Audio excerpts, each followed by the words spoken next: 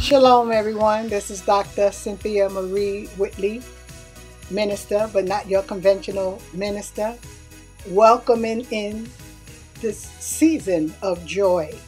I am glad to be here with you, and I have some words to share with you. So have a wonderful time this time of year. Shalom.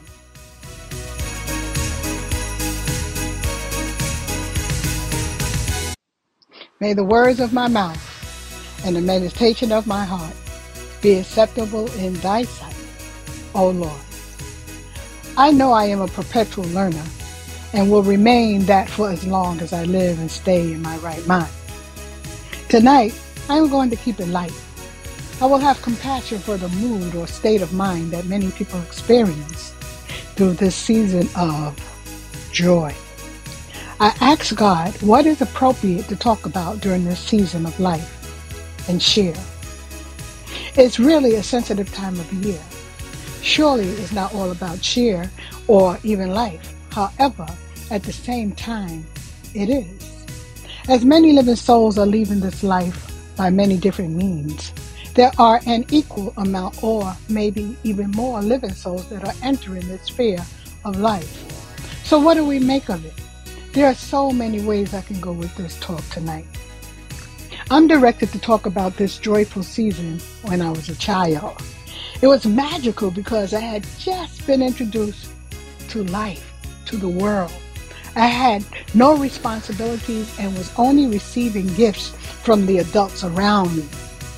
My parents brought me a gift every year, and I had a beautiful uncle, Uncle Moses, whom I was in love with, that bought me a pink mohair coat.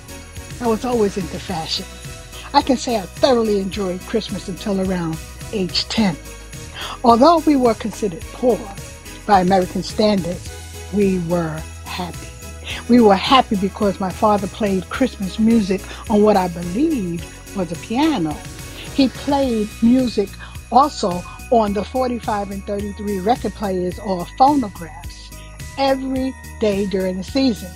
He would ask us to come and sing with him. I loved to sing and dance, so I sang every song and they became favorites of mine. My father was in the service and my mom would always miss him, so she would play this song called Bells Would Be Ringing, the sad, sad news. Come on for Christmas was what it was, with all her heart, because she really, really missed him. This song is a favorite of mine until today, and when I hear it, I sing it with all my heart. It's as though it is playing in my heart every time I hear it. So many times he was not able to be there because he was on active duty. But when he was, at night when it was time for bed, he would close our bedroom doors where 3 girls slept, and then the other room were my 2 brothers. And he'd bang on the door, disguising his voice and pretending to be Santa Claus. Close your eyes and go to sleep, or you will not get any presents in the morning. Ho, ho, ho! It seemed like every year my sisters and I would get a doll that was as tall as we were, with combs and brushes, and we would comb the doll's hair and play with the toy dishes we had gotten. We were genuinely happy and thankful. It was truly a wonderful time of year until we became older and realized that our parents were Mr. and Mrs. Santa Claus. At about age 12 and on, we were able to stay outside the project front yard on Christmas Eve as our parents prepared our wonderful Christmas meals for that next day. It was fun hanging out with our friends whose parents let them be outside also. There were a few of us that couldn't come outside. On December 31st, the older teenagers would gather all the real trees the neighbors had thrown out in the neighborhood, and they would pile them in the center of the yard and set fire to them. They would set the fire to the trees, and it would cause a huge fire. That brought us joy. Everybody was in their windows. They were looking out. The cops didn't bother us. We all knew each other, so there was a lot of love on that evening. It truly was a wonderful time of year. We were fortunate because we lived in projects that only went up to the third floor. So we were able to see our parents from outside, and they occasionally came to the window to make sure that we didn't stray too far. And then we became young adults with children of our own, and the struggle began. Living alone, out in the world at 19, pretending I was grown with a child, and literally not having enough money to buy gifts for my child broke my heart. And it was as though I had to beg his young father for gifts for his own child. We were both too young. What was I thinking? What were we thinking? Somehow things always worked out though. Usually it was his parents that brought gifts over or invited us over to their house so that my son could receive gifts on their behalf. And then I matured again. And as I investigated life and religious origins, I left my family traditions behind because it all seemed like a lie.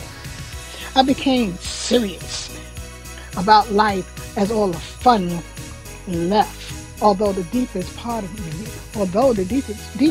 me had fond memories of past family joys. In truth, trying to erase it was like hiding, covering up joyful memories that had become ingrained in my subconscious. So here I am, 60 years later, so thankful for life and increase in health because there is a definite change, not positive, in physical sensations within my body that was not present as a youth. Absent are the beautiful parents that raised me and whom I miss so dearly at times. Deceased now are one of my brothers and one of my sisters, Bryant and Thomasina, that were younger than I. There were 6 of us altogether. There are times when the memory and thought of them break my heart and I become sad. Gone now is the beautiful husband with whom our every move became so serious. After all, he was a priest in the Hebrew Israelite religion, and I was the wife of a priest. Life.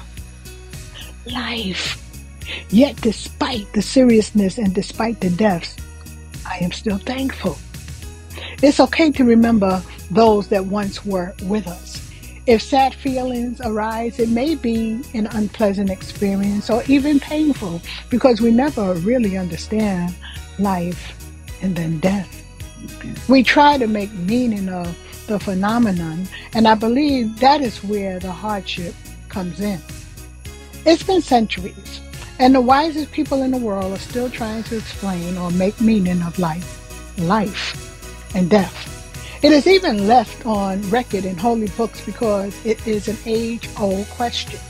As we continue as living souls, it's okay to feel sad as these beautiful living souls leave and we seem to be left behind. It's truly okay to reflect and feel and even talk about the past and those that have gone on. Life is still good. In fact, what I'm beginning to understand right now is that it is time to not be so serious about life. It is time to return to freedom and innocence. It felt so much better then. It is time to return to the place and naiveness of a child. Even when it comes to understanding things, there might be some meaning to the many Bible verses that speak about children in the Bible and why the children of Israel played such an important role in the biblical story. Yeah, I think we might have to come back like children in our hearts. I say peace and shalom. Thank you for listening.